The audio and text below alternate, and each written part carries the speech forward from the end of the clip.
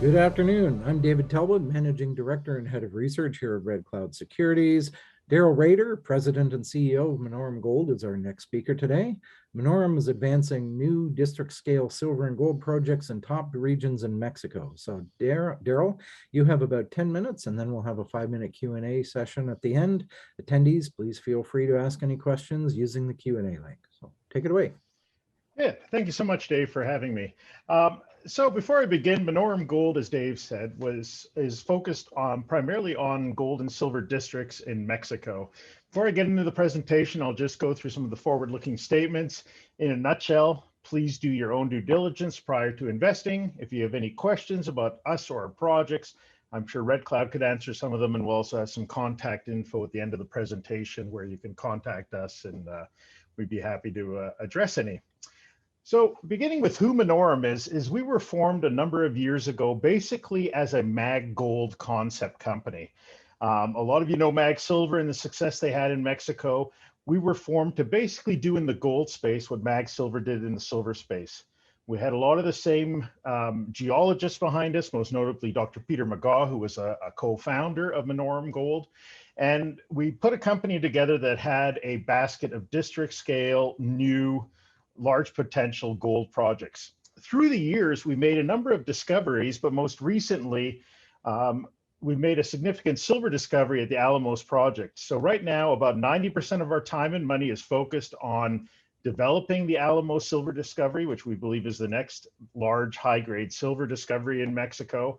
But as well, we're still spending about 10% of our time and money advancing the remainder of the portfolio. What you see here is we have an excellent track record in Mexico of over 300 million ounces of silver discovered and over 16 million ounces of gold, including David Jones, who's sort of Mr. Guerrero Gold Belt, a co-founder of Torex and a longtime explorationist in the Guerrero Gold Belt. The other thing to note is we do have at least 4 district scale projects in Minaurum. We control the entire Santa Marta Copper Gold VMS district. In southern Mexico, we are the largest landholder in the heart of the Guerrero.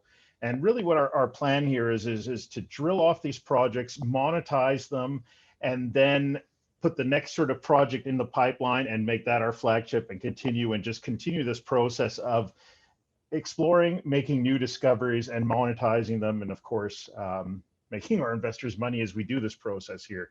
We currently have $9.5 million in the treasury, which sees at least another 35,000 meters of drilling out. We're averaging about 3,000 meters a month right now. So that shows you how many more months, almost a full year of drilling activities that we're financed for at this point. Just a little bit on our share price and our performance. As you can see, there was a little divergence between us and the price of silver. We usually track the underlying price of silver pretty well. We are a member of one of the silver junior ETFs on the New York Stock Exchange. You can see some of our other shareholders here. The key is we had to take a break for the first half of this year due to COVID issues in the nearby communities. Those have been resolved. We resumed drilling in mid-July, and we're going to be getting our initial drill results from our second phase of drilling out here very shortly. You can see we have analyst coverage as well with Michael Gray out of Agentis, and that sort of has our relevant info here. As part of the team, a lot of you know Dr. Peter McGaw and David Jones, who I mentioned. I became CEO of Minaurum in 2010. Before that, I was a founder and a longtime lead director of Defiance Silver Corp. So all of us have spent the majority of our careers working in Mexico, and we have the networks and the necessary ability to raise capital as necessary and find the labor and manpower to explore our projects. So this is where we're located. As I mentioned, our flagship project is the Alamo Silver Project located in northern Mexico. Our other sort of flagship 1B that we're just drill permitting is the Santa Marta Project located in southeastern Mexico State. So we call this our next discovery. For those of you that don't know this project, Alamo's project was a silver district that up until a few years ago was basically in over a dozen different individual landowners' hands. And it took a family out of Hermosillo about 3 years and $2 million US to consolidate the entire camp for the first time. This is the same family that put together Santa Elena for Silvercrest #1. This is the same family that does all the permitting, community relations, drilling, mine construction at Silvercrest number 2 at Las Chispas. At our project, they're basically doing everything but geology as well. So a great partner to have in Mexico. So I'm just going to jump through a few of these slides, but the key things to note here is one of Mexico's largest open pit copper mines, owned by the Salinas Price family, is our northern neighbor. So this is an area that understands mining and has a labor force and all the infrastructure necessary to ultimately produce. So one thing I didn't mention is this took a long time to consolidate. This is a historical silver district that, as you can see on this slide, has had a lot of historical production, but primarily out of only 2 vein systems. So we came into this camp looking for veins that were missed by the original miners. And this gives you an idea of the grades. These drill highlights you see on the side of this slide, these are in virgin areas. This material has not been mined, it's still there. But on this left, it shows you how much was mined out. These things were very high grade, usually well north of 1 kilo per ton, over any mining widths averaging sort of anywhere between 5 and 10 meters. So a very strong, robust system. So what we did is when we picked up this project, we first mapped, sampled, we ended up finding 26 separate veins up from the original 2 that had seen historical mining. And then we did about 18,000 meters of drilling on the basis of proving that this wasn't just a single vein or 2 in the middle of, as you can see in the background, a very nice, beautiful looking area, but instead this was a high grade silver district with a number of veins. We ended up finding 26 separate veins. We know there's more to be found. We're actually finding them as we speak. We have guys doing regional work, but also what we did in the first program is we picked 19 sort of our top veins out of the 26, and we drilled all 19 of them, and of them 14 returned high grade silver intercepts. And that gave us a good idea, and it proved that this is a district-wide silver system. So you can see here now our vein footprint is 11 by 6 kilometers. There's a lot more going on.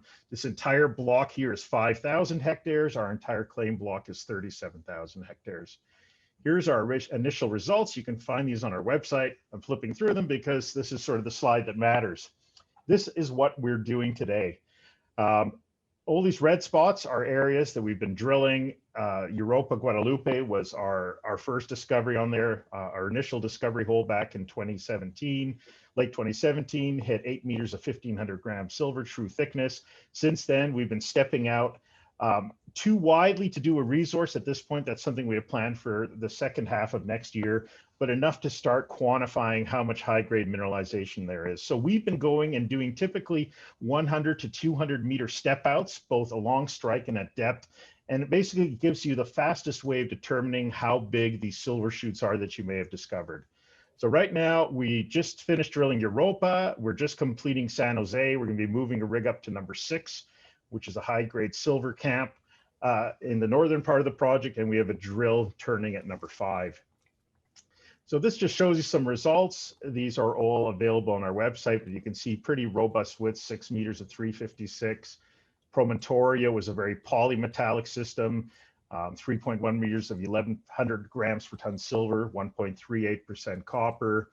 San Jose is a newer discovery. Ultimately, what we're seeing at Alamos is basically a series of high-grade shoots that historically, these high-grade shoots could go anywhere from 15 million ounces up to 100, but it's the kind of thing where we hope to, in the second half of next year, start building resources on multiple veins and getting up over that 100 million ounce mark, which is a target that we've set for ourselves. One last little note, just to let you know what we're seeing on far as news flow goes. We're going to be getting drill results out here since, well, basically the first batch since we started re-drilling in July. We're going to see after this drill results come out about every 2 months. In the meantime, we're drill permitting Santa Marta. As soon as we get those permits, hopefully in the new year, we'll start drilling right away, probably a 3,000 meter program there. Orifero, we're drill permitting just sort of a smaller 2,000 meter program. You can see some of the great results we got there. Adelita, we have a JV there. Infinitum Copper, the guys behind Reyna, are going to be drilling probably end of this year, early next year. And then we have another JV that Fortuna is earning in at the Tavicha project with drilling expected in January. So ultimately, by first quarter, we can conceptually have 4 to 5 drill programs running simultaneously, which ensure not only news flow, but an advancement of our portfolio of projects. And I will just leave it here on our contact slide if you have any questions. Hey, great. Thank you very much, Darrell. So we do have some questions here. I guess you have an excellent hit rate when targeting veins for mineralization. Has this changed your priorities in the past year? Are you looking for, at different targets now and leading with those? The hit rate has been strong, partially dictated by the number of holes we're drilling. As you see, a lot of our peer group, coming out with spectacular results, multi-kilos over multi-meters. One of the things you tend to notice is they'll have like 2 or 3 highlights, and then they mention it's out of a batch of 20 drill holes. For us, we're not doing such a large quantity of holes yet. We hope to at some point. Right now, we're hitting, we'll do 5 holes and have 3 really nice highlights. So the hit rate, yeah, is very high. Mhm. One of the things is, yes, that does dictate exploration as we move forward.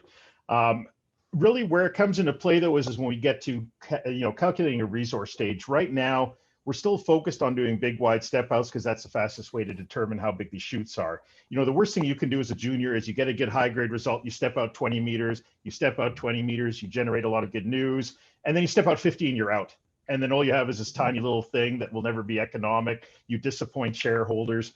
We are drilling really on the basis of impressing the industry and proving to them what we have.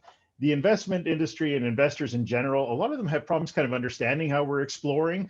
But once we are now getting to the latter stages of exploring this way and we start going to resource type drilling in the second half of next year, that'll start clarifying and helping individual investors actually understand what we have there and build a foundation and then increase ounces from there on outward.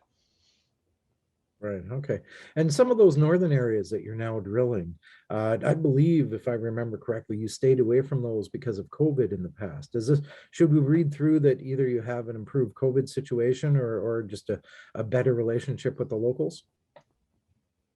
The locals, thankfully, we have a great relationship with. The situation was we try to be very proactive with COVID. And what we've done is right from the beginning, when we started up drilling our initial beginning of phase 2, which was July of 2020, we ended up creating a base camp. It's been pretty expensive, as you see with a lot of juniors and majors. COVID's been an expensive exercise for all of us, but you have to do it properly to ensure the health and safety of the local community. So we're typically based in the local community. Now we've built a base camp. The locals are basically telling us we don't need that base camp anymore. They feel safe enough. But really, we had a base camp right up, well, we still have a base camp where everybody gets tested. They go into quarantine. If they test positive, if they're negative, they can work on the site. And so we did that whole process now with everybody having access to vaccinations down there, which has started sort of in April, May of this year. Now the town is comfortable. We don't have a fear of causing something or even getting blamed for something we didn't cause. So yes, now we can finally drill in the north, drill closer to the towns, and our targets up there, are very interesting. We're following up on a hole that we drilled one hole in a 4-kilometer long vein back in 2018, and we hit about 3 meters of 400-gram silver. So we're going to go out there, step out on that. Some of these areas have seen some historical production. There's actually a historic resource up at Minas Nuevas. So it's an area that we really want to get into and see if we can potentially add some ounces there. Okay, great. Now you have a very high-powered geological team between Peter and David Jones and Jerry. Could you maybe just elaborate a little bit on what they bring to the company? I'm a financial guy, so I look at it as everything as a project, as a system of probabilities. As a junior explorer, we know the probabilities of finding an economic mine are extremely low. So what you want to do when you build a junior is increase your probability of success, and that comes by putting the best team together that you can get. There's on the silver space, you want Dr. Peter McGaw involved. He brings not only the geological know-how, but he's a wealth of information, being able to compare it to different types of mineralization as he's seen at other mines. You bring a guy like David Jones on, who's an extremely creative geologist and sort of has almost like a holistic approach to the geology and has been very good at predicting mineralization that's covered by overburden, such as the saddleback or the switchback discovery at Gold Resource Corp, most notably, that had no surface exposure. When you build a team like that, and at Santa Marta, we had Dr. Jim Franklin down and Dr. David Lowell down, and they have both written reports on Santa Marta first. When you get the top guys down, you spend some money on it. It's not a cheap process, but it definitely increases the probability of success. And then when you find property vendors like the family out of Hermosillo that put Santa Elena together, and along with a number of other projects that have became major discoveries, all it does is it increases your success rate. And so that was key for us. You know, Jerry Rayner, Octetti down in Papua New Guinea, Steve Maynard was involved with Metallica in not the band, but the Junior Explorer Co. that had a major discovery in Mexico, and it builds credibility, of course, with the market, but more important on the geological side. There's such a wealth of ideas that don't always agree, but it allows you to explore in the most effective and efficient manner possible. Okay. Well, why don't we leave it there? I believe your probability for success is pretty high.